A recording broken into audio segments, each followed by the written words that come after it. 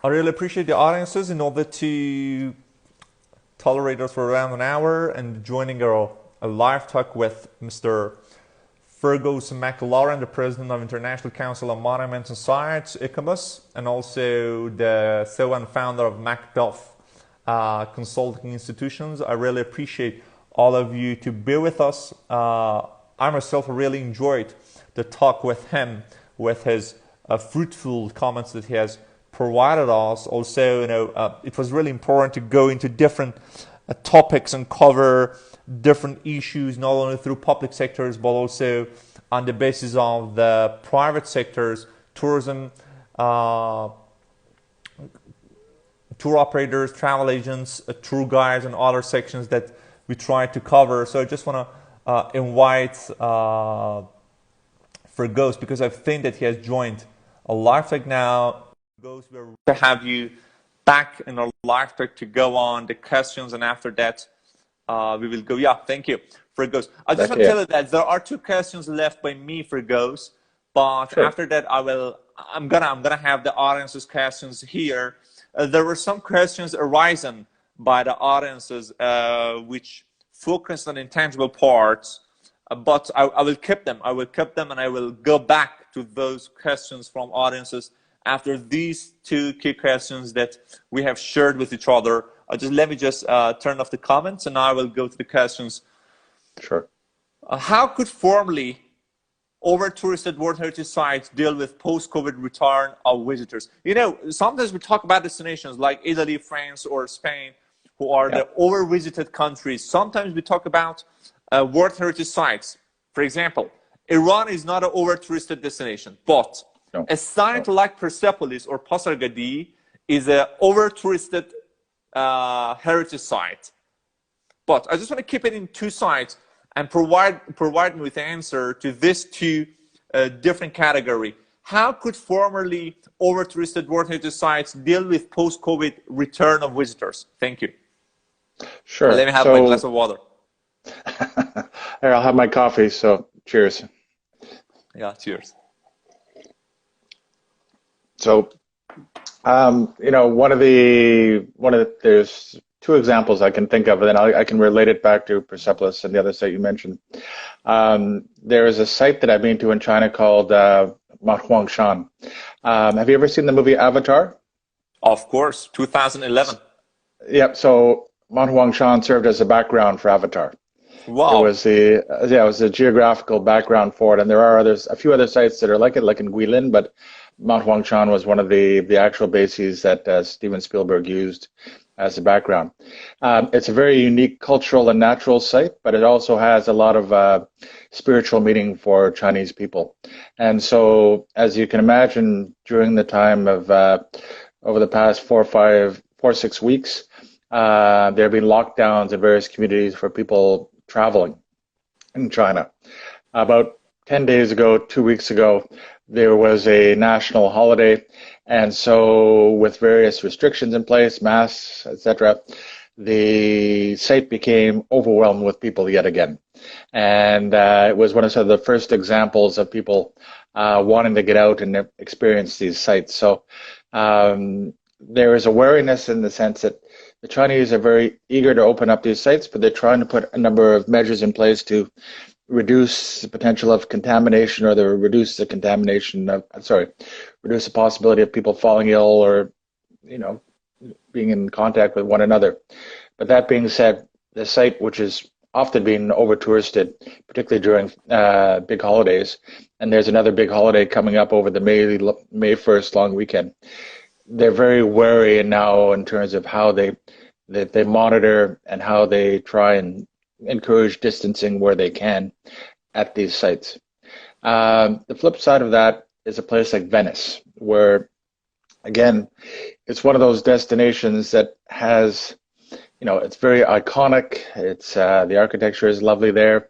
It's heavily visited by cruise ships, and it has a number of big events like the Venice Biennale, which attracts people from around the world. So it's popular on a number of levels.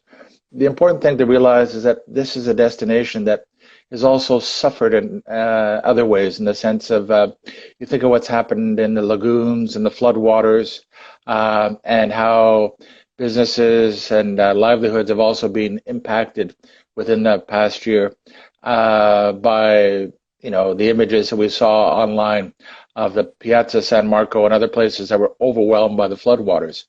As a tourist, I could not imagine going there.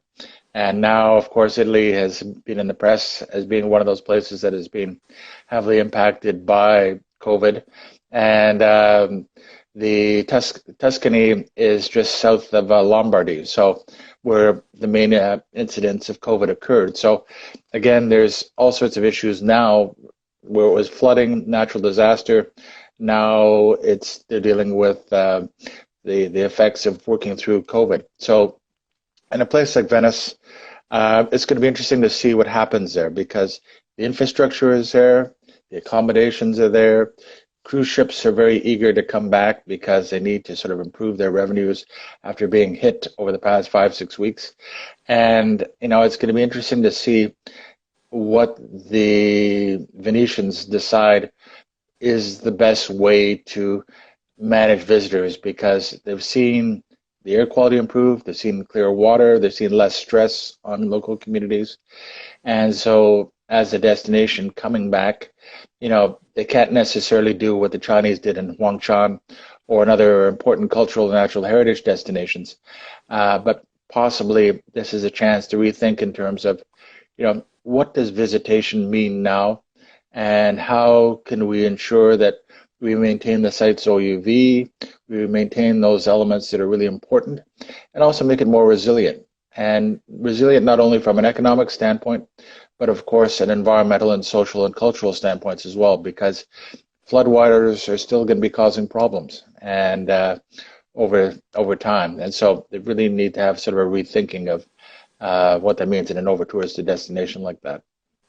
Great. And with regard to Persepolis and other sites in Iran, some sites are always going to be popular, and they're always, because they represent very important national symbols. And in the case of Iran, 8-9 million people a year, and it was one of the faster growing destinations in terms of population numbers. But at the same time, there are ways from a planning and management standpoint where you can control visitor numbers, or at least direct visitor numbers to flow through the site, as they've done at other places like Herculaneum or Pompeii or elsewhere. And also at the same time, really try to encourage giving the best experience possible, because it's, try and learn something in a place where you're shoulder to shoulder with other people as you're being pushed through. It's not easy. Yeah, you're right. I'm just going to ask my last question. So I really appreciate the audiences in order to send their questions in English, if it is possible, because I'm just going to share it on the screen with Fergus. I really appreciate them to send their questions in English in order to be easy for me to share it on the screen, to have the questions for Fergus too. What should tourism to World Heritage Sites look like in the future? So this is going to be a very, interesting question, in the sense that there are a huge number of sites right now, as I said, almost 1,300, and these are natural and cultural. And like I said, not all sites are created equal. So, and that means two things to me. One is that some sites will always be popular by virtue of the fact that they are either well connected through transportation or through other networks. They're also in well populated areas, or they have close to very big airports or cruise ports, for example. So they will always be well traveled. There will be other sites that are more remote or harder to get to, or have less infrastructure around there, like restaurants, hotels, services, etc., transportation services, communications, etc. That will, they are important for being World Heritage Sites, but will not always be well-traveled destinations. And so to that end, there needs to be that understanding that just by virtue of that designation, It's important from a national pride perspective and a national identity perspective, or regional, municipal as well. But at the same time, it's also important to recognize that it's not a guarantee of tourism revenue just to have that label on that site. So that's one aspect. The second is that the city where I was born and where I live near is Ottawa.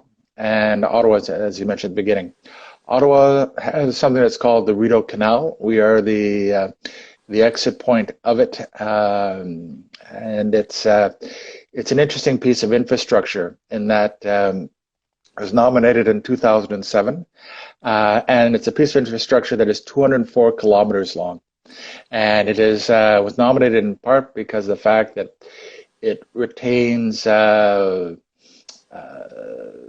function of being a site that hasn't changed much in terms of its operation, in terms of its use, in terms of the infrastructure that's there. But from a touristic standpoint, most of the tourism is concentrated within the first 5-6 kilometers. And that tourism is concentrated because of two reasons. One is for boating activities and the population of the city of Ottawa that go alongside of it from the opening to the Ottawa River up towards the connection to the Rideau River, for one. The second aspect is that during the winter, it is, we call it the world's largest skating rink. So the whole canal is frozen over and people can skate for 4.5 kilometers on ice. And of course, being Canadians, we love being outdoors during the winter and we love the frozen surfaces. So to that end, from a site, for example, like the Rideau Canal, it's a part of the city's infrastructure. It's a part of people's day-to-day lives. And even with tourism, it's not so dependent upon it, but it has been an important way to market and promote the city. The difference is that for a place like Persepolis or Herculaneum or Angkor Wat or Borobudur, these places essentially have developed and have become the places that they are because of tourism. The challenge is going to be for a lot of these places, how do you bring people back? How do you bring them back in a meaningful way? And how do you do so that, I would like to think that you don't go back to just the same old of bringing people in by bus, marshalling them around the site, and then taking them back to, the city or community that is outside of where they are, and they can express or enjoy other sorts of tourism activities, which is fine. But again, how has the community around Angkor Wat, for example, benefited from the tourism that is there? Is the revenue enough to sustain the types of activities, the restaurants, the accommodations, the guides, the transportation, other elements that have been created over the past 25, 30 years since its nomination? There are a bunch of factors. So when I'm thinking about World Heritage sites moving forward, there are sites like the Rideau Canal that, they will thrive no matter what because of where they're located and the types of activities that are around them. There are others that, by virtue of where they're located and their remoteness, they were not heavily visited in the first place. And, they still, over time, they may see a rise in visitation. But again, because of services, accommodation, transport, it will take a while for people to get back there.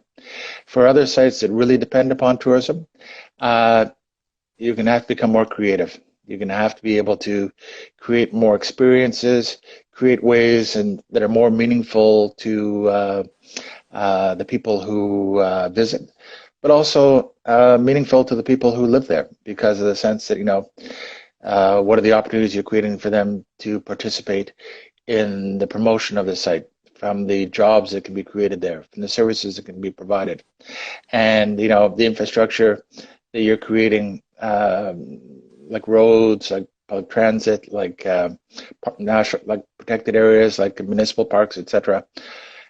How do those things that benefit tourism also benefit locals? So again, I think post-COVID, it's going to be a different way of thinking.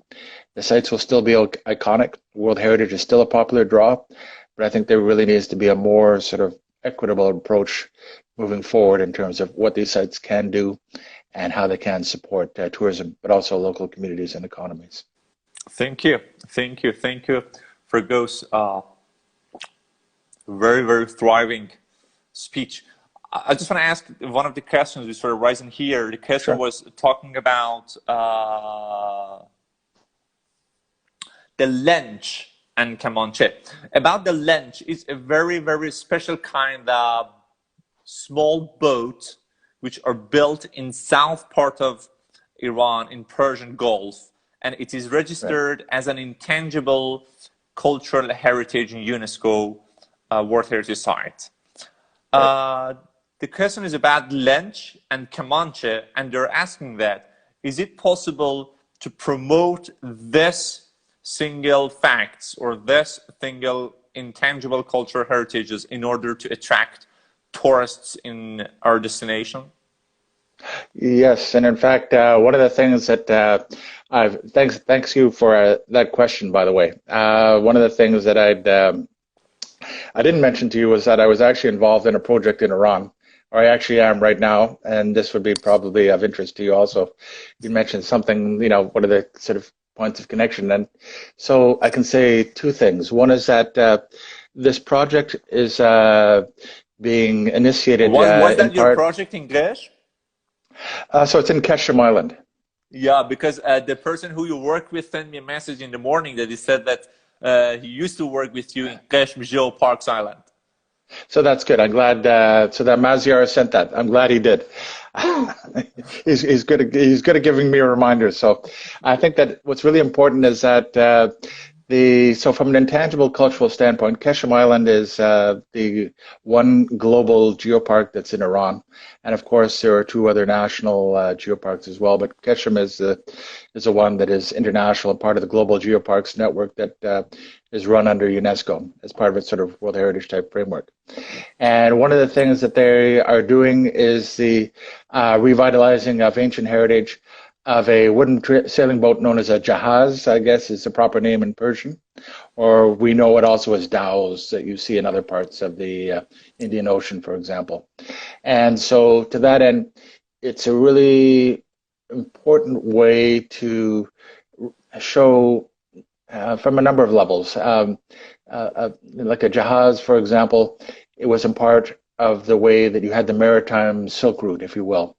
And so the way they encouraged trade in South Asia and along the African coast as well. And it really helped to shape things like the food traditions, like the language, like the artistic traditions, etc.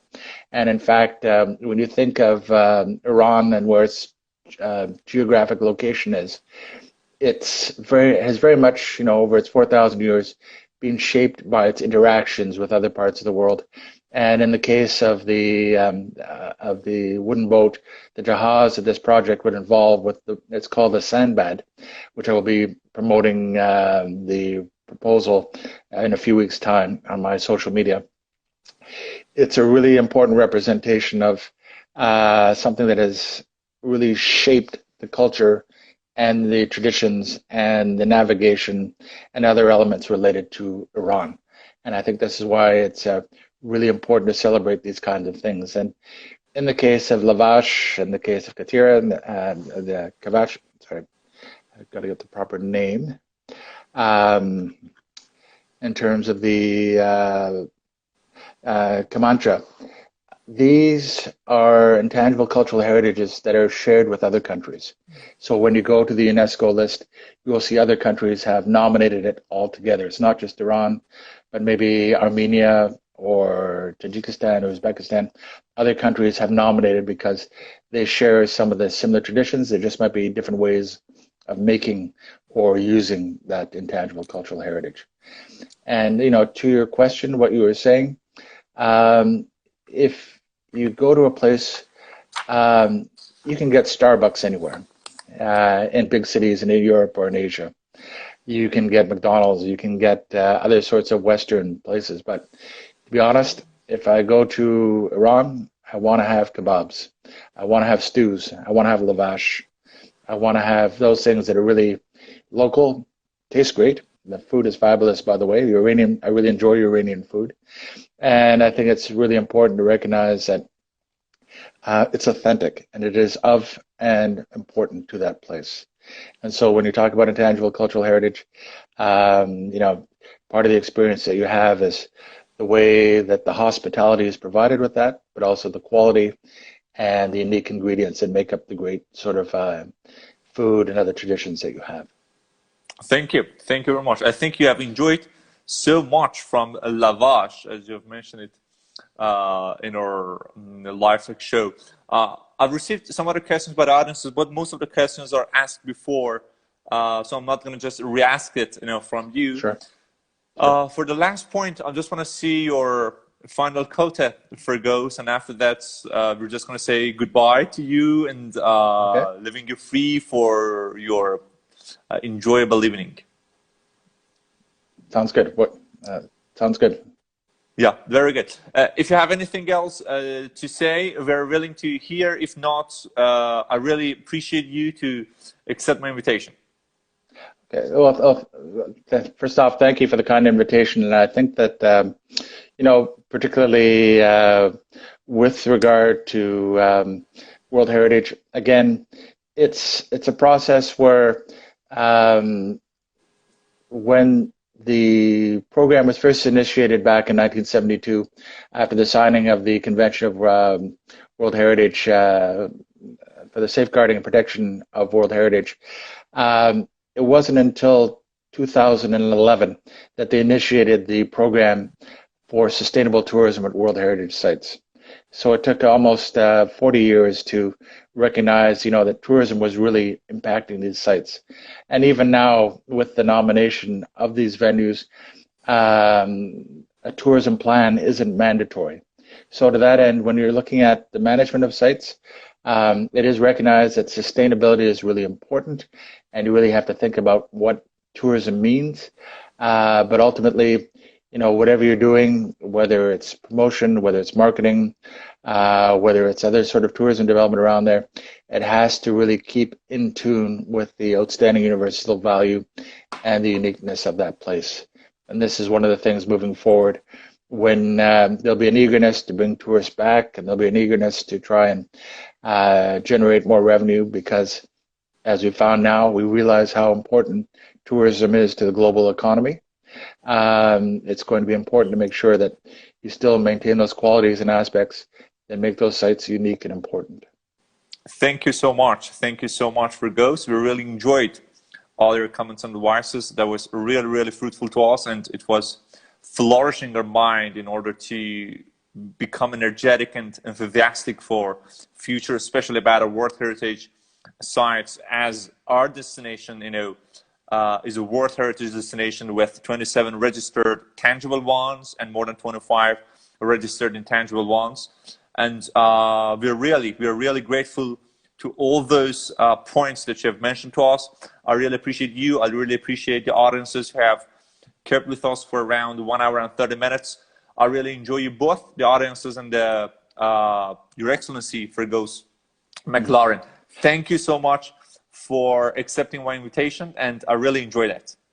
Well, Sabas, as my friend said to me last night, I think it's a proper Persian word to use. Thank you.